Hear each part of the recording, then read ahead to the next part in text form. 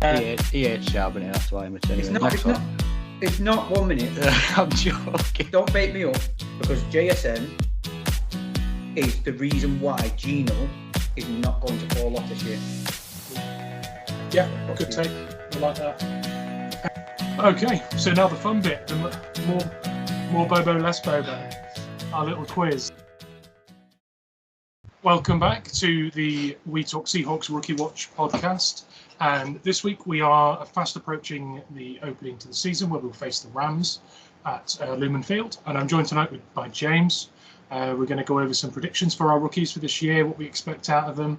We've got a little quiz which Pez will be taking part in as well, to see how well we've judged our rookies and the impact they're going to have. That quiz is called More or Less Bobo. This week it's my catchy name for the quiz. And James, how are we, pal? I'll throw it over to you. How are you doing? Yeah, I'm good, man. I'm good. I'm excited. As the time recording, it's the season is about to kick off tonight or tomorrow morning, how technical you want to be. So no, I'm excited. It feels like it's back, and we're back talking about football with meaningful sort of discussions and repercussions from our discussions. That's a lot of ustions. But yeah, I'm really excited, man. I cannot wait to see these rookies in action this week, and hopefully we see everything that we've been kind of expecting from them. Yeah, we've done a lot of talking, haven't we, about the rookies ever since the draft, like the build up to it, analysing who we did take, how we think they're going to impact the roster. We're all pretty excited, especially after how we drafted the previous year. So the bar has been set mightily high, I think, going into this year. So we're going to get straight into those rookies, and I think one of the key conversation topics has been who's actually fit. It seems to have been an absolute, landslide of injuries affecting them. But touch wood, a couple of days out from the first game itself, I think we're starting to look a little healthier. Which of the injuries so far, the sort of the big ones, have concerned you the most? Which ones have stood out to you? I mean, it has to be Witherspoon for me at this moment in time. Obviously, Derek Young's is a shame, but you've got to, I'd say, as we'll get on to him with his quiz in his name. With the emergence of a Bobo, that kind of covers that position, that injury on that depth chart, so it doesn't feel like that's a massive loss yet. Even though it was a shame to see Derek Young go down. But yeah, Witherspoon, everyone other than Jackson Smith and Jigba, Witherspoon is who everyone, if you're a Seahawks fan, is excited to see as a rookie wise, to see him on the field. And it feels like we're just going to have to wait that little bit longer. Obviously, it doesn't look like he's going to play in week one. Even if he does pass fitness tests, then how limited is his action going to be? You're not going to throw a half-fit Devin Witherspoon into the fire, are you, in a big divisional matchup where he's going to get banged about? You're not going to do it. So yeah, Witherspoon, we all can't wait to see him in action. And like I say, he's a fifth overall pick, playing at a really key position for us in that defensive backfield. So it's, yeah, you can't get away from that one being the most sort of key talked about. What's going to happen, when's he going to be ready, because everyone's just so eager to see what Witherspoon can do in a Seahawks uniform. So that's the main one for me. Yeah, I think that's very justified. I mean, it's the longest term injury I think we've had in that. Yeah. So there's been a longer sort of period of time where we haven't seen him in training. There's also the fact that he held out for the very beginning of it. So the bit he was fit for, he opted out of as well, which isn't ideal.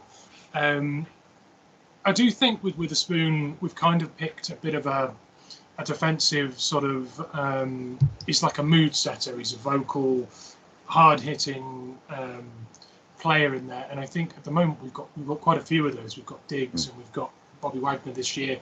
Nwosu's quite a sort of big leadership character as well. So I think with Witherspoon, one of the key things they recruited in him was this barking dog in the backfield that carries a lot of sort of bravado and energy with him. And I think, especially when Jamal Adams is back, we've got quite a lot of that. So I think in terms of that factor, I think we're covered. And talent in the defensive back room is nuts as well. But I do see exactly what you're saying. He was the highest capital we spent on a player in the draft, and he's the player from that team from that class of rookies that we've seen the least of. So completely justified, I think. For me, I think it's probably Mike Morris a little bit, just because I feel like he made a good impression of himself. He's obviously learning a new position. You'd have liked to have seen more of him in the preseason games playing that new position. I think just the fact that he's changed position kind of makes me think that the smaller amount of time he missed in comparison to Witherspoon was probably slightly more crucial time in terms of being a bit more game ready. And also with that defensive line looking, I don't think our first choice defensive line looks bad necessarily. I think there are just question marks over the depth in it, and he's quite a big part of that. So I'd say Mike Morris is someone that I think was a bit disappointing to see that sort of time on the sidelines for him. Yeah, that's fair. Going into the Rams game, as we talked about injuries affecting that game, do you have a player that you think is going to have a real big impact on that game? Who would you project to have the biggest game from our class of rookies? Oh, do you know what? Even though, see, do I go Jackson? Do I go JSN? Because, like I say, there's been question marks over whether he was going to be ready. It looks like he is going to be ready, and we keep saying all sort of summer that, you know, if he's fit and when he's on the field, he's just going to be open all the time. So, and I'm not sold on this Rams defensive backfield, in my opinion. So I think that middle of the field will be wide open for him all games. So if he's fit, I'll probably go with Jackson Smith and Jigba. If not, then, you know, Cameron Young's not ready yet. It's going to be Darren Reed at nose tackle. So otherwise you would probably say to deal with Cam Akers is a bit of a key for the game. Cooper Kupp's out, so I'm not really looking at the cornerbacks at this moment in time. So I maybe if he plays any kind of snaps, I know he's not sort of above Evan Brown yet, but if Olu comes in the game, then going up against like an Aaron Donald again is always a key part of a game. So if Olu comes in at any point, how is he going to manage Aaron Donald? But yeah, I would say in terms of where we can win the game, if he's on the field, it's got to be JSN in terms of the rookies. Yeah, nice take. I really like what you said about Olu. I hadn't really thought about the Donald-Olu matchup. I mean, Donald doesn't spend the entire time on the field. They use him in certain scenarios. He probably plays on average 2.5 to 3/4 of the game. And I think we'll see Olu in there for maybe 20 snaps in the game. Mm-hmm. There will be some where there is a crossover of the guy that is the most probably influential interior defensive lineman the league's seen in maybe 10, 15 years. Yeah. Possibly ever. I mean, it's definitely a Hall of Fame player against a guy who is essentially just a highly rated rookie, who we haven't. It doesn't look like we're leaning on to play any meaningful sort of starting snaps. So I think you're right. That is a really good thing to watch. I mean, we might be sitting here next week talking about key performances by Oluwatimi handling, or maybe Bradford as well, handling Donald in the game. So hopefully that's a really satisfying watch rather than a hide behind the sofa kind of scenario. Like what you said about Jackson Smith and Jigba, I think that there are questions over the Rams' defensive backs. I think if they impose their game plan on the Rams early and get the ball into the hands of backs, tight ends, and Jackson Smith and Jigba early, with the short connections with Gino, I think he'll be looking for those. I think we're going to start to see Tyler and DK making some serious splashy plays against their DBs as well. So I think Jackson Smith and Jigba becomes the key piece to really sort of exposing those weaknesses you mentioned. So whether he gets the yards to back up your point, I don't think he needs. I don't think he needs those yards to confirm your point. Is what I'm trying to say, because I think the game plan against teams like that is going to revolve around him going forward. Okay, like it. So, and what about a second-year player? We always talk a little bit about the second-year breakout players. Anyone in particular going into this game? Bear in mind we've rounded Tariq Smith and Trey Brown into the year twos just because they haven't had an awful lot of snaps. Yeah. Like I say, if Trey Brown's going to get included in that, then Trey Brown is a key part of the game. You always look at a Tariq. But with Cooper Kupp out, and that's just a massive game-turning point potentially. Then you look at where's the next best threat on the Rams offense, and for me it's Cam Akers. If Cam Akers is fully healthy and good to go, in my opinion, he's quite clearly a 1,000-yard plus rusher every season if he stays fit. So then you're looking at, if you can't stop Cam Akers, then potentially the game, I still think we win the game, but I think the game will become a lot closer than it'll need to be. And we all know how that sort of goes in Seahawks previous years. Do you mean setting the edge to contain the run game? Setting the edge to contain the. For me, Cam Akers loves to bounce runs off to the outside. He's not a kind of a guy that bowls his way up the middle like a Charbonnet will. He loves to bounce his runs to the outside, and that is where they've done it for years. Plays and play action and stretching defenses wide and punching holes. Yeah, absolutely. I was looking at Boye Mafe for this. I think he set the edge really well in pre-season. He looks other than the Wosu, he looks our best edge setter. For stopping the run. I'd like to think we're firm enough in the middle of the line, and like you say, Cam Akers doesn't really threaten the middle of the line too much with his usual style. So I think if we can really set the edge, I think the run comes out, then we've got Cooper Kupp not in the game, like you say. And then I'm looking at the other person you mentioned, Trey Brown, who's likely to see a lot of ball because no one's really going to throw at Reek on the other corner. No. So I think if we first of all set the edge, middle hopefully holds up, and then we'll start seeing them go aerially into our defensive backs, which are our absolute strong point in this team. I can't see a room stronger than our defensive backs. No. I think set the edge properly and everything else comes together and clicks. So I'm with you 100% there. Completely agree. Okay, so now the fun bit, the more Bobo, less Bobo, our little quiz. So I've got some questions together. Anyone listening that's in our Discord, if they want to hit me up with a message and come at me with their own predictions, I'm absolutely happy to enter you into the competition as well. If you do want to, and you want me to repeat the questions for the More Bobo, Less Bobo quiz of the year, I will happily repeat them for you. So, James, Charbonnet, combined scrimmage yards this year. What is your prediction? Closest to the actual figure will win this point. Combined scrimmage. I am going to go for 850. Interesting. Because I've already put my scores in, and you. Yeah, for me, he's a kind of a guy that I'll put in that sort of 550 to 600 kind of yards on the ground season, and then you tag a couple of hundred in receiving yards. I think you probably put him at about 850 for me. And I love Charbonnet. I think he's got the potential to go more than that, but I'll be realistic and say, you know what, if he gets that, I'm happy with his rookie season. Well, if going more than 850 was unrealistic, call me unrealistic, because my prediction on this one was 860. Oh, so we're very, very close in, and I like you would have said 500, 600 on the ground, and add in a little bit with receptions, and I think somewhere shy of 900 I think is reasonable. I think he can have a real meaningful impact with his legs and with his hands. So good, nice call there. The next question is with Derek Hall. So with Derek Hall, we're talking about his impact with sacks and TFLs combined. So what do you think? What are we going to say? Double figures combined, maybe? I think that's... Do you know what?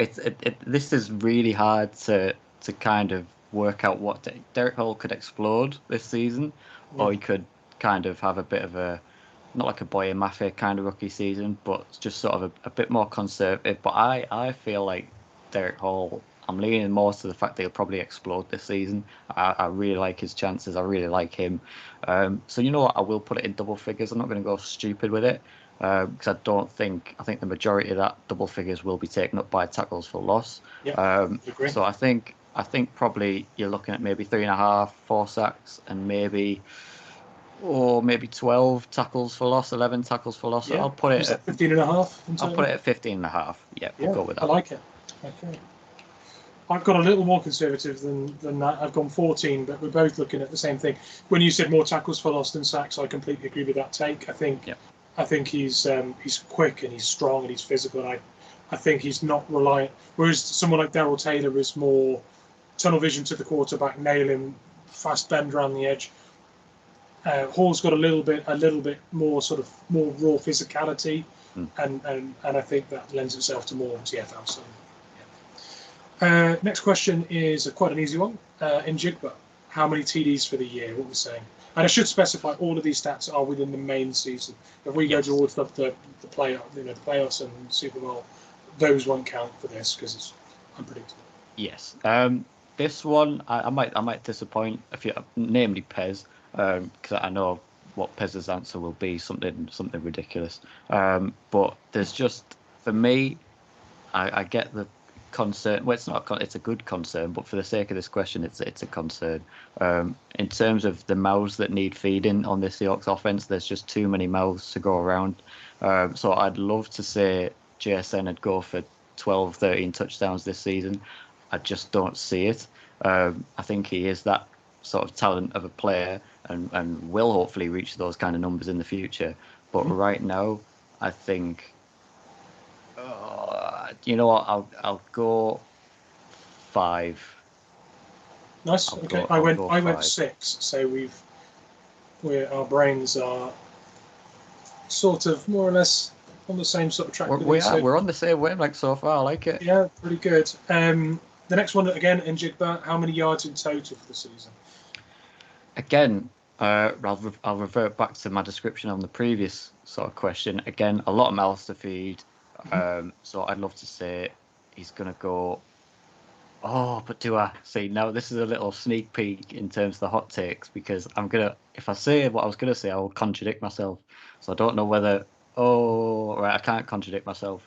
I'm not going to do that. So do you know what then? That's a little sneak peek for you for our hot takes coming up. I will say JSN will just, and I mean by a yard or two, get to 1,000 in his rookie season. So 1,001. Some take. I'll put 1,001 in there for you. 1,001. You'll see why I've gone with that in the hot takes episode if you tune into that. Mm-hmm. That's a good plug. Everyone listen to the main pod after this so we can expand on that. I've got 800 there. I think like you say, lots of mouths to feed. I think through the air he'll probably take about 600. I think he'll add about 200 again in yards after catch, which is something we've sorely missed.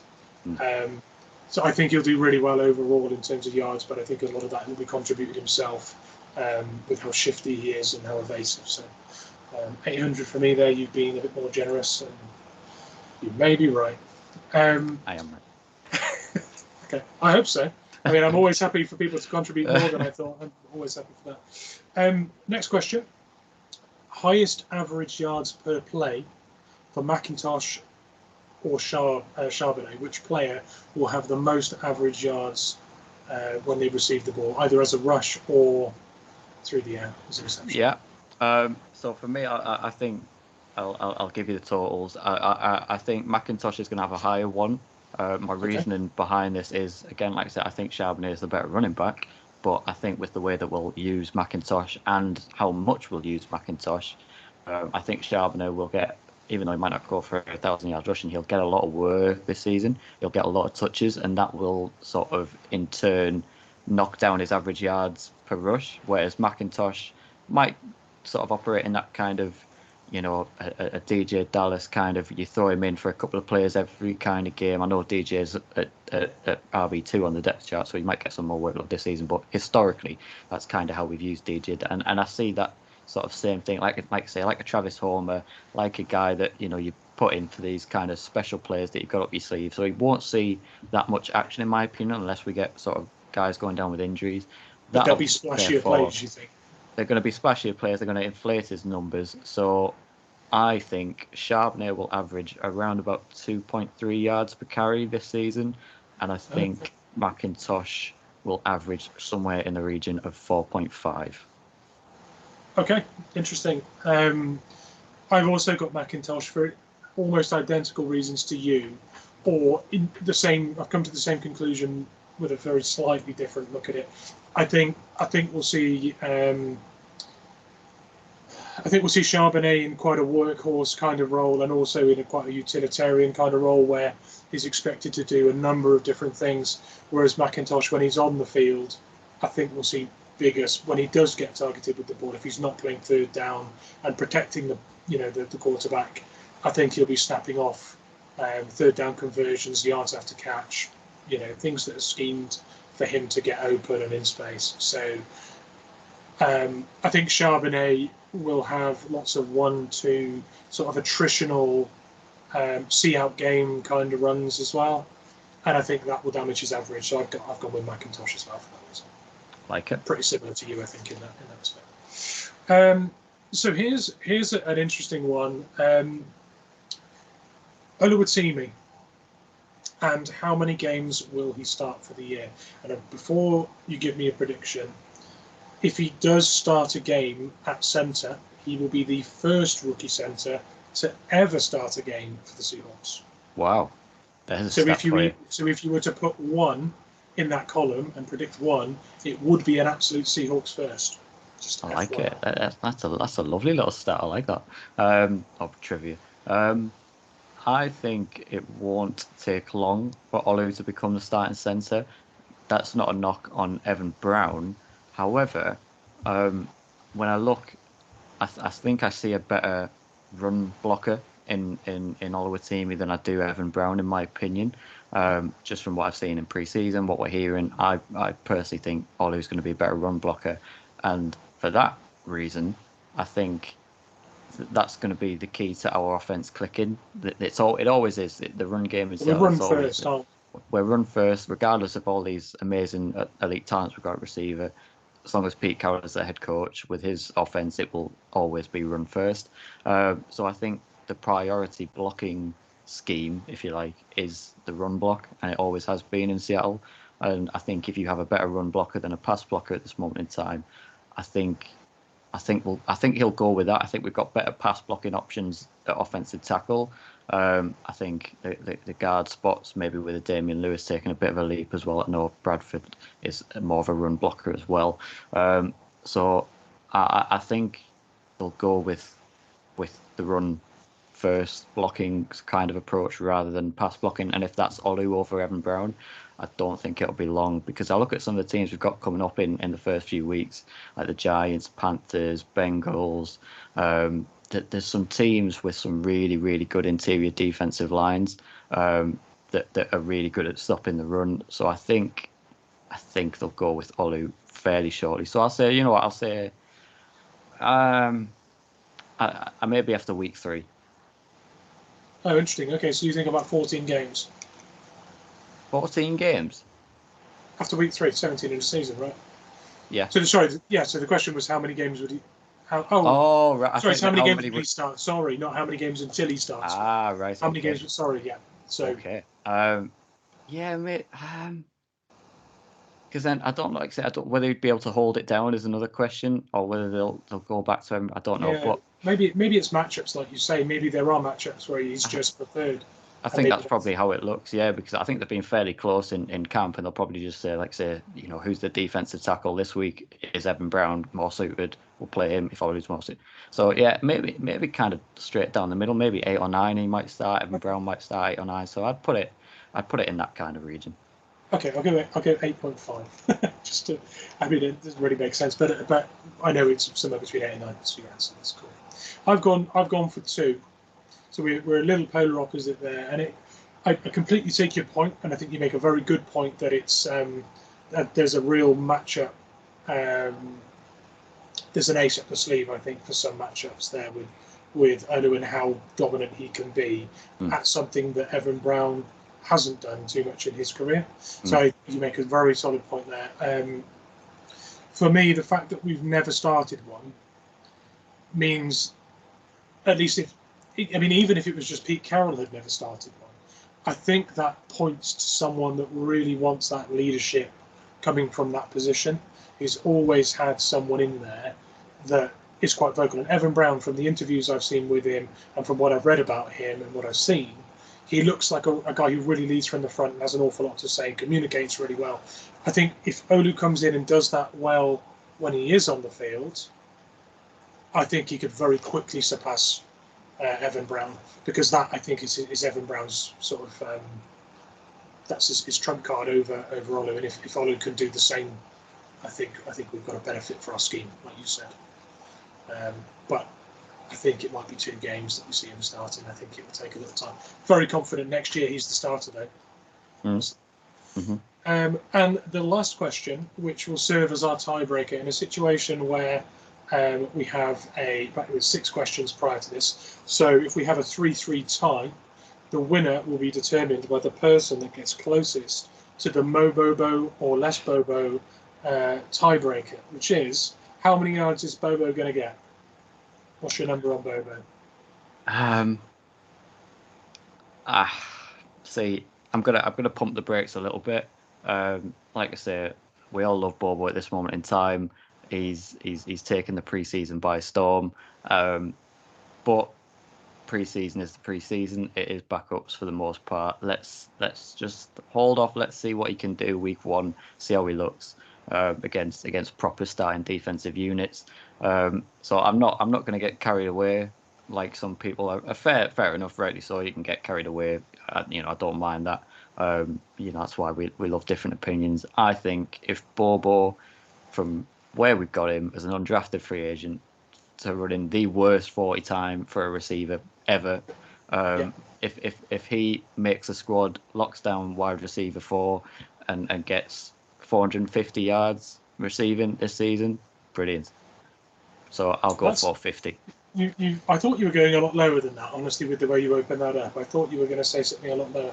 I think players like Marquise Goodwin we had the year before, and Philip Dorsett, and players like this that we've had playing wide receiver 4, even 3 sometimes, we've seen them around 350, 380 sort of mark. You've turned up at the perfect time, Pez. You kind of have, yeah. We need you to answer these quiz questions, mate. Right, 1 second. Out. Come on, you. Well, I was going to summarise and read them back, but we might as well do that as we go through and let Pez give us his take as we go through. So, right. I am just having my tea as well. So. It's all right. We're not professionals, are we? Get your cap on. There you go. Right, but I'll read them back, and you can throw out your predictions if you want for the rookies. You ready? You got your information? Yeah. So first question: Charbonnet, combined scrimmage yards, runs and receptions. How many yards do you think? In total. In total, added together. Do you want me to give? Do you want me to give you me and James's? Because you haven't obviously. Let him copy me. Just give him it. Yeah. Let's see what you say, and I'll. Bear in mind, my predictions were before the pod, so James hasn't just undercut me on these to be clever. He genuinely came out with these, and they ended up being this close. So. Good disclaimer. Yeah, James. Yeah, James's prediction was 850. Mine was 860. And James didn't hear mine before he said it, so. Mine's 750. Okay. He hates Charbonnet, that's why I'm anyway. It's not 1 minute. I'm joking. Don't bait me up. I'm joking. Because it's not about hate on Charbonnet. I'm just very bullish that Ken's going to be a serious weapon this year. I'm excited to see how much he kicks on, and I think if he kicks on that much and he's impressing, it's going to be hard to not put him on the field. So I know. If anything, it's a compliment to Charbonnet and his play style. Why I think Ken's going to be so successful this year. Mm-hmm. Yeah, good take. We like that. Next question: Derek Hall combined sacks and TFLs. James said 15.5 in total.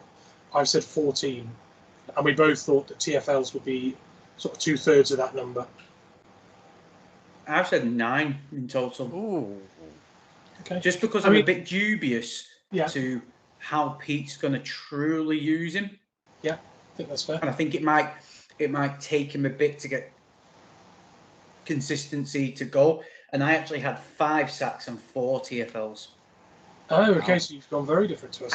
I think he is going to get more opportunities sacking, whereas there's other guys on that line who are probably going to be more, jumping all over the opportunities for the TFLs. So I just thought, I think he's going to be more of a sack specialist. Well, I think it's interesting you said that, because if you think about the nature of putting Taylor on the field in pass rushing scenarios, Nwosu plays 75% of our snaps. If you're going to change personnel to go pass rush heavy, and you've got Derek Hall fresh, and you've got Taylor fresh, and you're putting personnel on for that purpose, why wouldn't Nwosu come off so you've got full juice on both sides? Maybe like you say, maybe he is more going to be lined up in a pass rushing scenario. Good take, an interesting take at least. In Jigba, touchdowns for the year, James said 5, I said 6. For JSN? For JSN, yeah. 7. Okay. Had to be We the thought, highest. I think we both thought you were going to go higher. I've got the timestamp in our chat to show that I did not have a clue. No, I believe you. Total yards from Jigba? 900 plus. Okay, you split me and James there. I said 800. He said 1001. I love that, James. You'll see why. I was going to say 1,000 yards plus. I've cheated a little bit. I've not gone too accurate. I've just gone plus on all my yardage. I was going to say 1,000 yards plus, but I thought I'd just get ripped because he's mine. No, you'll see why. I knew that. I knew that'd get me brownie points with you, so that's why I said that as well. Next question: highest average per play, McIntosh or Charbonnet? I didn't know whether this was just picked between. Yeah, sorry. So which player do you think, when they're handed the ball or thrown the ball, will okay. Any reason for that take? Because it's different to me and James. It'd be interesting to see why you said that. I just look at it and I just think, I don't know how much McIntosh is actually going to see the field because of his injuries in pre-season. Pete's very, very funny, unless he truly seen something in training camp before he got injured to give him that rosy feeling of giving him a chance. I honestly believe he's going to struggle to beat DJ Dallas out when it comes to live games, live season. He's just going to go with what's familiar and what's worked, and that's DJ Dallas for me. So DJ's that RB3 clearly for me until McIntosh can get his opportunities. And I just think Charbonnet, with his play, his run style, I think through, like we spoke about multiple times, I think his run style through a duration of a game, he will be able to break off more chunks with the way he plays. When a defense starts getting tired, and we know we talked about Ken breaking off the runs, but Charbonnet will just be able to do the same. Okay, I like it. I mean, hate him, James.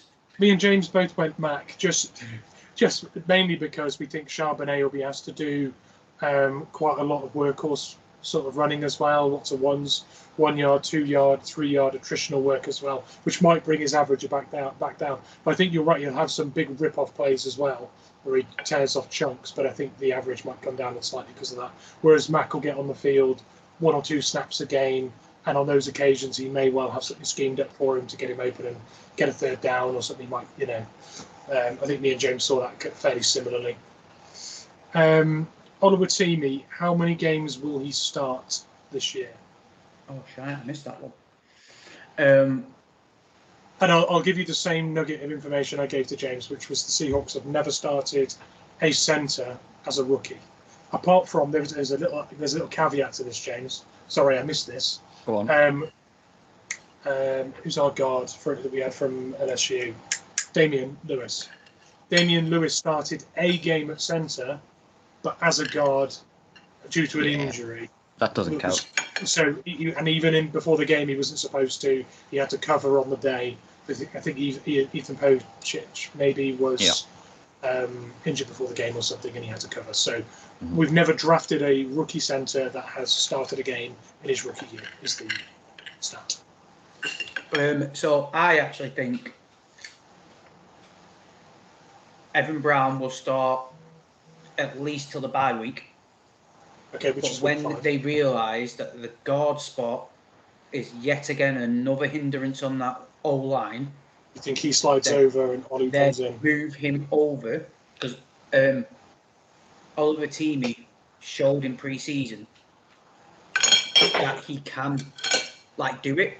So I just think give him them first 5 games to get a couple of reps, couple of snaps, but I reckon the guard spot's going to become a big glaring issue again. Having an experienced guy like Evan Brown who can still be a vocal leader on the line next to Oluwatimi, I think he's going to start. I'll say half the season. Okay, you think about 7. That's interesting. You make a really good point there. You came at that from an angle I hadn't thought of. When me and James picked just recently, I said that I thought Brown will start most of the season because Pete probably values that leadership. But like you say, if he can still have that leadership on the line and Olu can learn from him side by side, maybe that is a really good way of betting him in. Look at if you think about it. Is it the Eagles that I think it's the Eagles. Jason Kelsey, yeah, he controls the line, leader, but I'm pretty sure it's his guard who's looking at Jalen Hurts and then he slaps him on the bum every single time he wants that ball snapping. Like, you could have that kind of situation because the thing is, Bradford has got better as every game went on in the preseason, but he is not. I don't think he's anywhere near playing live NFL, being trusted to play live NFL games, in my opinion. Evan Brown can play guard at a competent level. You want, like I spoke all last season, it's consistency. Putting Oluwatimi, Evan Brown, you're keeping consistency across the line. Yeah, okay. I like the take. I think it's really interesting. Like I say, you came at it from a different angle to me and James, which is perfect. You've done well there. And the final question is the Mo Bobo, Less Bobo tiebreaker extreme. In the event of a 3-3 tie, with these questions, the closest prediction on Jake Bobo's yardage for the year will win you the title. So, how many yards for Bobo? And I went really accurate here. Okay. Do you want me to tell you, because this might be important, it's because this might be the tiebreaker, I feel you have the right to know our predictions before we go. Or are you dead set that you know what the total is and you just want to come out? No, I'm not bothered. I'm not bothered. Fire away then. Go. 436 yards.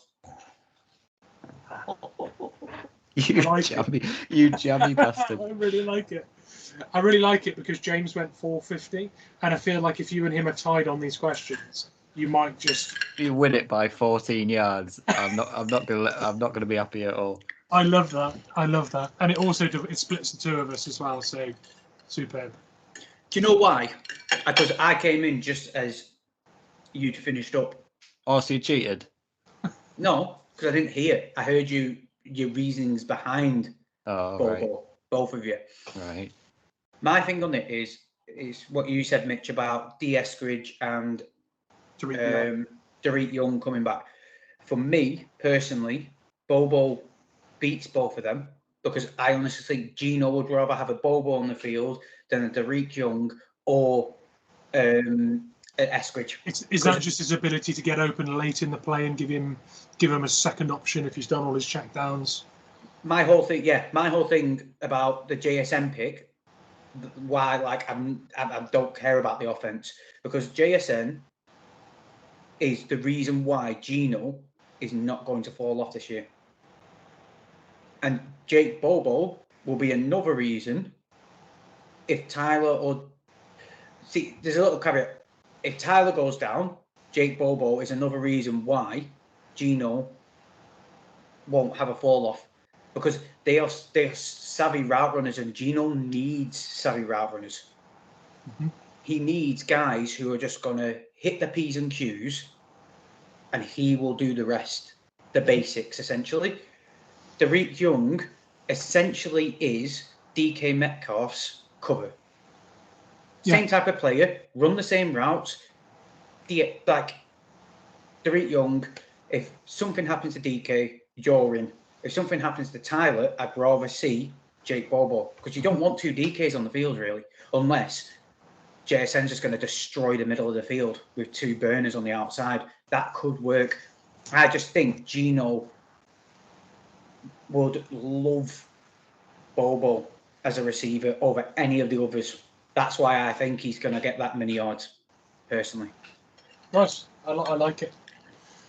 Okay, so as we said before we started the questionnaire, anyone listening who wants to also take part, if you're in our Discord, you can feel free to send me over a PM with your answers to the questions that we've just asked and answered, and we'll be more than happy to give you a shout out on the pod when we do the results at the end of the season, and hopefully we get some interesting results on this. Hopefully some people get real close to these totals, and some of us look geniuses and some of us look pretty stupid. If there's someone out there that gets every single thing right, bang on, then you're in line to win something. I'll tell you that. So there's your motivation to get something in. Yeah, it'd be nice to give out a prize to someone, unless it's Pez, in which case, we'll just forgo the prize. I'll get him a new watch to tell him when he can come in and not eat his tea in the middle of our recording. Yeah, I like it. I wanted you. Well, that's us for Rookie Watch this week. We are going to expand on a few of the things we touched on here in the main pod, so make sure you get that listened to as well if you haven't yet for this week. We're going to give our hot takes for the season, and we're going to talk a little bit about the up-and-coming game with the Rams. But for now, I'm going to say go Hawks. Yo Hawks. Go Hawks. Here he comes. There he goes. And we'll see you next time. Thank you very much for listening.